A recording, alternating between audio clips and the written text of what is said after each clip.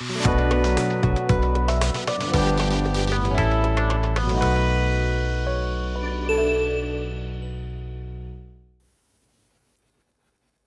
नाजरीन, किताब मुक़द्दस की तालीमात पर मबनी प्रोग्राम भरपूर ज़िंदगी में सिडनी ऑस्ट्रेलिया से आपको खुश आमदीद कहते हैं।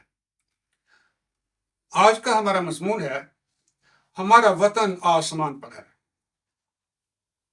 आसमान की खूबसूरती और आराम व आसाइश की हल्की सी झलक हमें मुकाशवा की किताब में नजर आती है।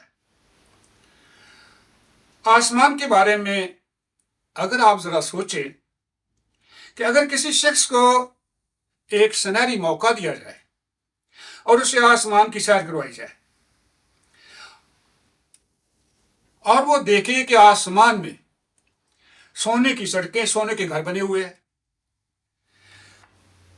शहर में खूबसूरत फूल खिले हैं और शहर खूबसूरत दुल्हन की तरह सजाया गया है और रोशनियों से जगमगा रहा है। फलदार दरख्तों पर बकसरत पके हुए फल लगे हैं और वहां के रहने वालों के चेहरे खुशी से टमटमा रहे हैं। धीमी और रसीली आवाज में खुदावंद की हम्दो तारीफ के गीत सुनाई दे रहे हैं। फिर कोई उसे एक खूबसूरत घर दिखाए जिस पर उसका ही नाम लिखा हुआ हो और उसको बताया जाए कि जब तुम अपनी जिंदगी का सफर पूरा कर लोगे तो आसमान पर तुम्हारा इस्तकबाल किया जाएगा और तुम इस घर में हमेशा हमेशा के लिए रहोगे। दुनिया में सिर्फ दो ऐसे अजीम अशखास हुए हैं जिनको ये शर्फ हासिल हुआ कि वो आसमान की सैर करें और फिर वापस जमीन पर आ जाएं। उनमें से पहला खुदा यीशु मसीह का शागिर्द यूहन्ना रसूल और दूसरा पौलुस रसूल।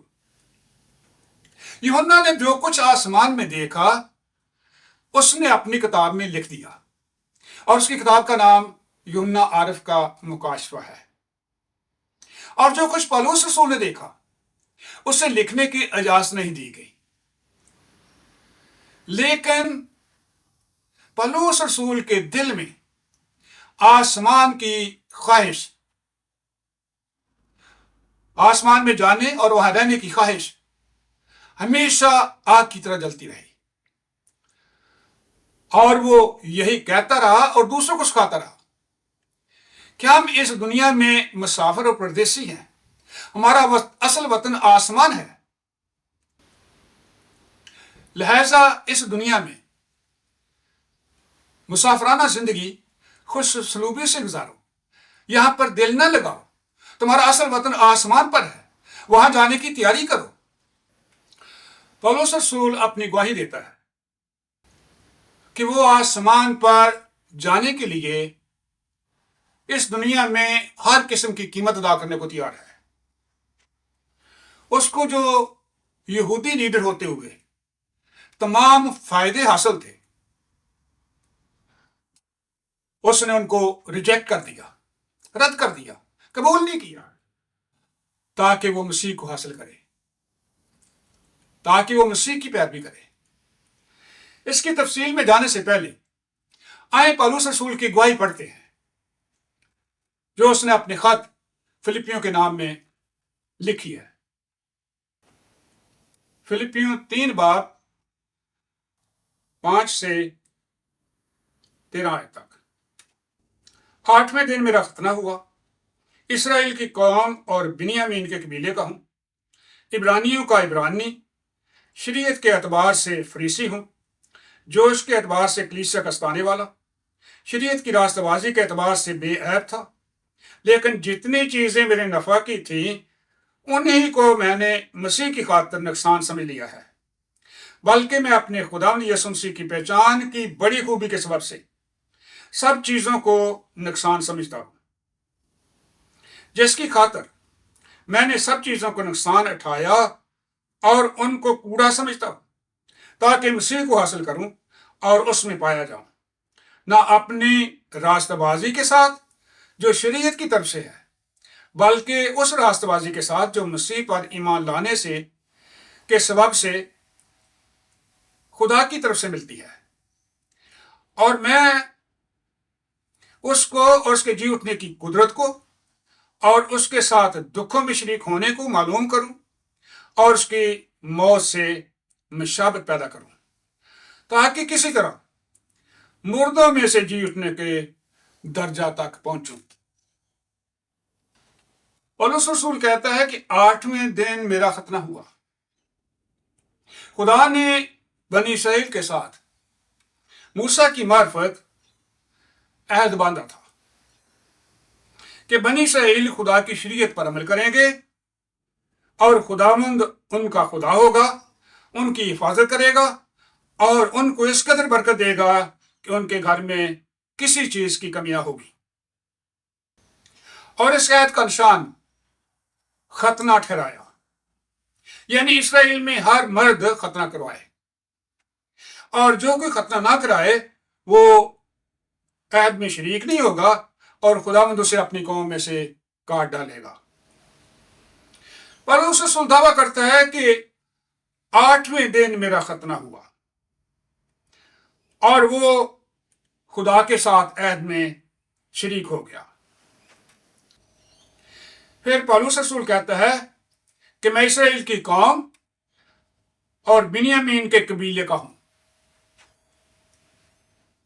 بزرگ یعقوب کو خدا نے اسرائیل کا نام دیا تھا، اور یعقوب کے 12 بیٹے، ان کی اولاد بڑھ کر ایک قوم بن گئی، اور یہ قوم اسرائیل کی قوم کہلائی۔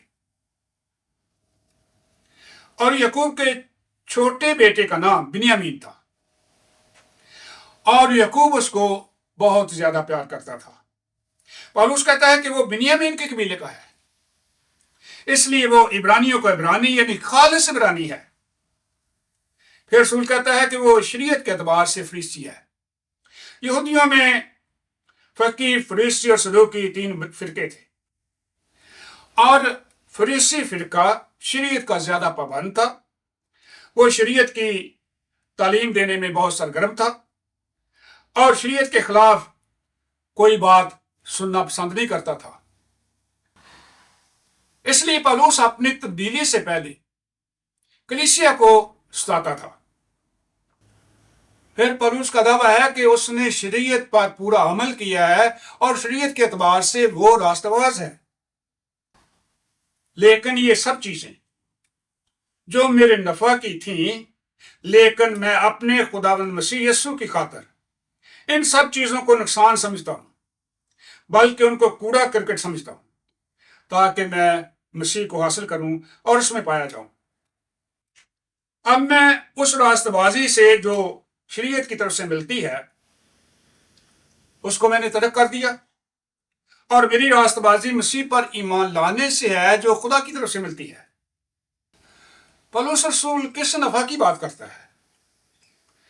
شریعت پر عمل کرنے سے اس کو کیا فائدے تھے جو پولس رسول نے ترک کر دیے؟ آئیں اس کے لیے پڑھتے ہیں استثناء کی کتاب، اس کا 28 باب 9 سے 13 آیت۔ اگر تو خداوند اپنے خدا کے حکموں کو مانے اور اس کی راہوں پر چلے تو خداوند اپنی اس قسم کے مطابق جو اس نے تجھ سے کھائی تجھ کو اپنی پاک قوم بنا کر قائم رکھے گا، اور دنیا کی سب قومیں یہ دیکھ کر کہ تو خداوند کے نام سے کہلاتا ہے تو اس سے ڈر جائیں گی۔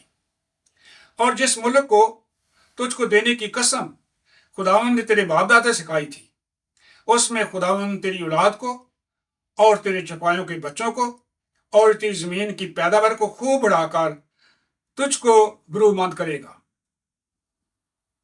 خداوند آسمان کو جو اس کا اچھا خزانہ ہے تیرے لیے کھول دے گا کہ تیرے ملک میں وقت پر مینہ برسائے، اور وہ تیرے سب کاموں میں جن میں تو ہاتھ لگائے برکت دے گا، اور تو بہت سی قوموں کو قرض دے گا پر خود قرض نہیں لے گا، और खुदावंद तुझको दुम नहीं बल्कि सर ठहराएगा, और तू पस्त नहीं बल्कि सरफराज ही रहेगा, बशर्ता कि तू खुदावंद अपने खुदा के हुक्मों को जो मैं तुझको आज के दिन देता हूं सुने और एहतियात से उन पर अमल करे।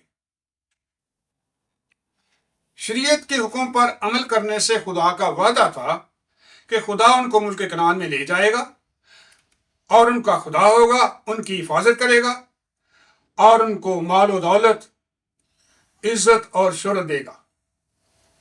पौलुस रसूल ने एक यहूदी लीडर होते हुए इज्जत, दौलत, शोहरत, आराम और आसाइश सब कुछ रिजेक्ट कर दिया ताकि वो मसीह को हासिल करे। उसने अपनी रास्तबाजी जो शरीयत की तरफ से मिलती है तर्क कर दी और मसीह पर ईमान लाने से वो रास्तबाजी हासिल की जो खुदा की तरफ से मिलती है। 10वीं आयत में पौलुस रसूल लिखता है कि मैं उसको और उसके झूठने की कुदरत को और उसके साथ दुखों में शरीक होने को मालूम करूं और उसकी मौत से मुशाबत पैदा करूं, यानी मैं मसीह को जानूं, मसीह में ईमान में और ज्यादा आगे बढ़ूं और मसीह के मुर्दों में से जी उठने की पावर को जानूं और उसके दुखों में शरीक हूं। मतलब यह है, ये सब बातें मैं तजुर्बे से जानूं। मसीह ने मुझ गुनहगार की खातिर दुख उठाए, मेरे गुनाहों की खातिर सलीब पर मर गया और फिर मौत पर फतह पाकर जलाली बदन के साथ जी उठा, और मैं भी मसीह पर ईमान की वजह से दुख उठाना चाहता हूं और अपनी मसीह के बारे गवाही देने से दुख उठाना चाहता हूं ताकि मसीह के दुखों में शरीक हो जाऊं और उसकी मौत से मुशाबत पैदा करूं, ताकि मैं मुर्दों में से जी उठने के दर्जा तक पहुंचूं। पौलुस रसूल ने अपने सारे फायदे छोड़ दिए और सारी जिंदगी दुखों में से गुजारी, और उसकी वजह क्या थी? ताकि मैं मुर्दों में से जी उठने के दर्जा तक पहुंचूं। इसकी वजह यह है कि खुदावंद यीशु आएगा और अपने मुकद्दसीन को अपने साथ आसमान पर ले जाएगा, जो मुकद्दसीन का असल वतन है। और पौलुस रसूल ख्वाहिश करता है कि मैं ये सब कुछ इसलिए कर रहा हूं जब खुदावंद अपने लोगों को लेने के लिए आए और मैं भी उन मुकद्दसीन के साथ जिंदा किया जाऊं और खुदावंद के साथ आसमान पर जाऊं जो मेरा असली वतन है। अगर हम पौलुस रसूल की जिंदगी का जायजा लें, और उसने अपना आराम और आसाइश, इज्जत, शोहरत सब कुछ छोड़ा और मसीह की खातिर पूरी जिंदगी दुख उठाता रहा, और आखिरकार उसने अपनी जान का नजराना यीशु को पेश कर दिया। रवायत है कि रूम में एक बड़े कुल्हाड़े के साथ उसका सर तन से जुदा कर दिया गया और उसने जामे शहादत नोश फरमाया ताकि उसको बेहतर क़यामत नसीब हो। उसने कितनी बड़ी कीमत अदा की।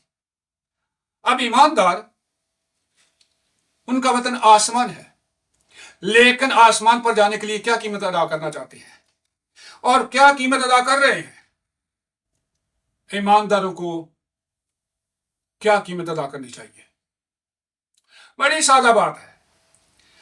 हर ईमानदार के लिए जरूरी है कि वो रोजाना बाइबल पढ़े और दुआ करे, बाकायदगी से चर्च जाए, ईमानदारों के साथ रफाकत रखे। लेकिन ईमानदारों के बहुत से मसाइल हैं। खानदानी मसाइल, मसलन मर्द को अपनी बीवी और बच्चों से मसला है, वो उसका चर्च जाने या खुदावंद के साथ चलने में रुकावट बनते हैं। बीवी को अपने खामंद या बच्चों से मसला हो सकता है, बच्चों को अपने मां या बाप से मसला हो सकता है। اور یہ سب یسوع کے ساتھ چلنے میں رکاوٹیں ہیں. اور خدا یہ دیکھتا ہے